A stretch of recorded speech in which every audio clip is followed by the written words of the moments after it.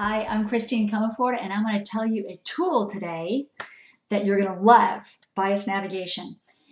This is from my new book, Power Your Tribe, so check it out. Please take a piece of paper or fire up a new Word doc and list the following columns: age, gender, ethnicity, sexual orientation, physical disability or not, marital status. This is a cool tool that I learned from Scott Horton, and it lays the foundation to help us understand the like me bias. In Power Your Tribe, you're going to learn about a ton of different cognitive biases that we have that determine how we make decisions, but they are blinders that often cause us trouble. Now, you've got your columns. Now, please, 10 rows. List 10 people that you trust most. Let's call them the trusted 10. As you list the 10 people that you trust most, one per row, right? Then you're going to fill in the column data on each: age, ethnicity, sexual orientation, gender, etc., marital status, etc., etc. Pause the video if you'd like to finish this lab. Now, what did you notice? I bet you noticed these people are a lot like you. This is due to the sameness, if you will, is due to what we call the like me bias. Now, the like me bias was actually helpful a gajillion years ago, right? Because then we could figure out, as cave people, etc., we could figure out who was like us, who was not, because the people like us were more likely to think the way that we thought. Be safer, if you will, the perception of safety from like me.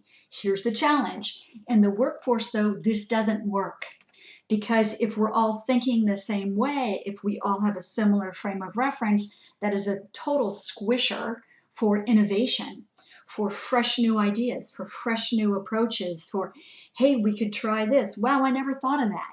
That's the sort of stuff that we need in the workplace. Also, what's cool about busting the like me bias is that people navigate change and growth in different ways. And the more diversity we have, the more tools we have, the more unique approaches that we have to navigate growth and change. So let's take a sec.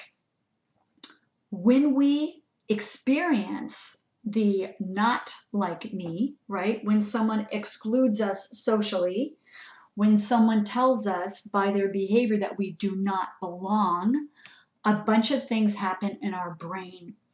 An enzyme is released that attacks the hippocampus, which then shrinks working memory. Remember, the hippocampus is all about learning and memory, and also causes us then to be less creative. Causes us also, this enzyme, to enlarge our amygdala, meaning greater aggression, greater self-protection, etc. All this makes us less likely to connect with others, more likely to have the behaviors of fight, flight, freeze. So we want to start to really look at where do we have like me bias and get rid of it. Start to look at the people that you think are not like you and start to list actually how they are. Well, they have kids. Well, they care about making a difference. Well, they like to eat healthy food. Hey, they're pretty much like you. Because we often judge like me on very superficial things, but not on those behavioral things. The behavioral stuff, frankly, is a lot more like me. So think about like me, the like me bias. You're going to learn a bunch more about different cognitive biases in Power Your Tribe. So go to poweryourtribe.com today. And on our next video, we'll talk about some more cool stuff.